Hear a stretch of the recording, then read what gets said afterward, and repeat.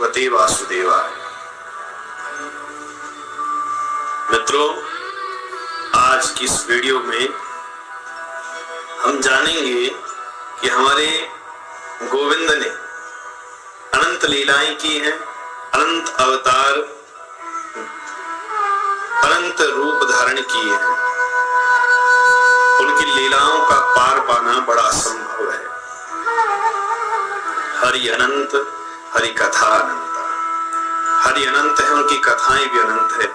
और उन्हीं की अनंत कथाओं से आज एक बड़ी दिव्य और रोचक कथा लेकर के आप सबके बीच आया हूं।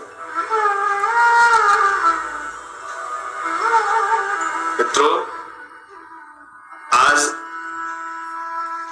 आपने अधिकतर देखा होगा कि प्रत्येक वैष्णव के घर में मेरे गोविंद का एक बड़ा दिव्य स्वरूप विराजमान है, रहता है। माताएं जिन्हें बड़ा प्रेम करती हैं, गोपिकाएं जिन्हें अपना सर्वस्व मानती हैं, ऐसे ही स्वरूप जिनको बाल गोपाल, लड्डू गोपाल, अनंत नामों से हम जानते हैं। ये बाल गोपाल स्वरूप, ये लड्डू गोपाल स्वरूप गोविंद ने क्यों धारण किया, आज इसी विषय पर चर्चा करेंगे। बड़ी रोचक कथा है। भक्त के भाव को गोविंद जब स्वीकार करते हैं तो कुछ भी बन जाते हैं। ये वैशिष्ट्य है मेरे कृष्ण का। अपने भक्त की इच्छा को पूर्ण करने के लिए कभी कुछ और कभी कुछ बन जाते हैं।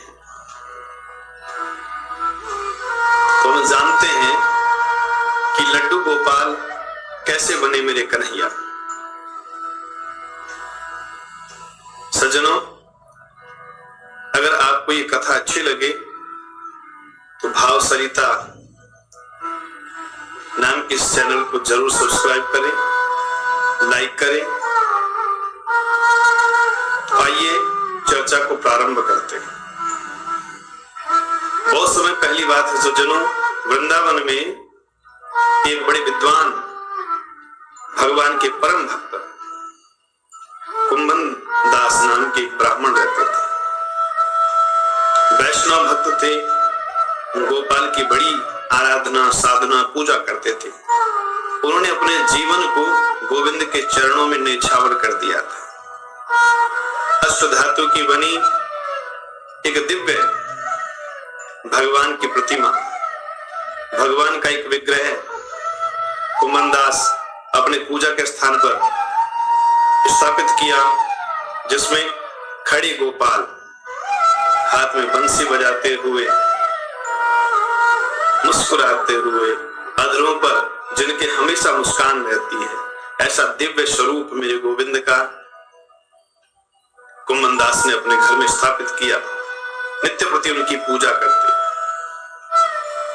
बिना गोविंद को भोग लगाए पानी भी नहीं पीते। भक्त का तो भाव ही रहता है कि पहले प्रभु को, तत्पश्चात स्वयं को। कुंभन दास अपने जीवन का अधिकांश समय गोविंद की सेवा में व्यतीत करते। समय बीतता रहा, गोविंद की आराधना करते रहे। कुंभन दास का विवाह हुआ। विवाह के उपरांत एक पुत्र हुआ, रघुनंदन दास, जिसका नाम रखा गया। समय की गति बड़ी विचित्र होती है सज्जनों। कुछ समय पश्चात कुंभन दास की पत्नी का देहांत हो गया। केवल पिता पुत्र घर में रहे। कुंभन दास नित्य भोर में उठ जाते, भगवान का अभिषेक करते, वस्त्र पहनाते, श्रृंगार करते, अपने हाथों से भोजन प्रसादी बना करके गोविंद को भोग लगाते। जीवन गोविंद के चरणों में व्यतीत हो रहा था। कुमनदास बड़े विद्वान ब्राह्मण थे, भागवताचार्य थे, लेकिन पत्नी के जाने के बाद उन्होंने कथाओं को कहना लगभग छोड़ ही दिया था। पड़ोस के गांव से कुमनदास को निमंत्रण आया, आपको भागवत की कथा कहनी है। भाव विभोर कुमनदास ना तो हाँ कर रहा था ना कर रहा था, क्योंकि भगवान की कथा कहने का सौभाग्य तो गोविंद की कृपा से ही मिलता है। कुमनदास भली भांति से जानता था, लेकिन वो गोविंद की सेवाओं से वंचित होना नहीं चाहता। गोविंद को अपने घर में स्थापित किया था। मैं 7 दिन तक, सप्ताह पर्यंत गोविंद से दूर कैसे रहूंगा। ग्रामीण से कहा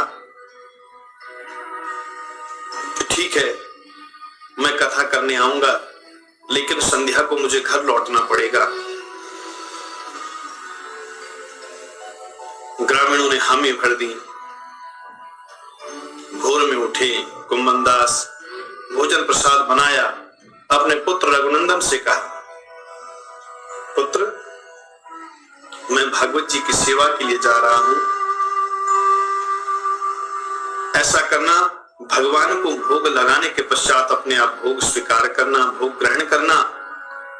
कहीं जल्दबाजी में ऐसा न करना कि खुद भोग पालो और भगवान को भोग न लगाओ। हमारा संस्कारों का बड़ा प्रभाव पड़ता है। कुमनदास का जो पुत्र है, पिता की गतिविधियों को रोज देखता था कि कैसे भोग बना करके भगवान को भोग लगाते हैं। नन्हा सा बच्चा है, ये तो देखा कि भोग लगाते हैं, लेकिन लगाते कैसे ही जानता नहीं। कुमनदास कथा करने के लिए गए, घर में रघुनंदन भगवान के लिए भोग लेकर के भगवान के विग्रह के सामने पहुंचा। आओ गोपाल भोग लगाओ, आओ गोपाल भोग लगाओ। लेकिन गोपाल कहाँ आने वाले। बहुत देर तक प्रार्थना करते रहे रघुनंदन, गोविंद नहीं आए तो रोने लगे। रोते रोते बेसुध जैसी अवस्था हो गई। आओ गोपाल भोग लगाओ, आओ गोपाल भोग लगाओ। मेरे गोविंद से रहा न गया। गोविंद एक नन्हे बालक के रूप में प्रकट हो गए और रघुनंदन के साथ नित्य भोग लगाने लगे। कुमनदास कथा करके लौटे तो पुत्र से कहा, पुत्र, गोविंद को भोग लगाया था। रघुनंदन ने कहा, जी पिताश्री, भोग अवश्य लगाया था। तो कुमनदास ने कहा, तो मुझे भी प्रसाद दो। रघुनंदन ने कहा, प्रसाद तो बचा ही नहीं। गोपाल स्वयं सारा प्रसाद खा गए। कुमनदास ने सोचा, बालक छोटा है, भूख लगी होगी, इसलिए सारा प्रसाद पा लिया होगा। 3-4 दिन तक ऐसे ही होता रहा। 5वें दिन कुमनदास ने सोचा, कहीं बालक मेरे साथ कोई मजाक तो नहीं कर रहा है। मैं देखना चाहता हूं कि प्रसाद का करता क्या है। आज कुमनदास ने लड्डू बनाए। रघुनंदन से कहा, भगवान को भोग लगाने के पश्चात प्रसाद पा लेना। गोविंद को तो रघुनंदन के द्वारा प्रसाद जो पवाया जाता था उससे बड़े आनंदित थे। गोविंद नन्हे बच्चे के रूप में रोज आकर के प्रसाद को पाते थे। आज जैसे ही लड्डू लेकर के रघुनंदन गया, गोविंद को बुलाया, आओ गोपाल भोग लगाओ, तो गोविंद एक नन्हे बालक के रूप में आ गए।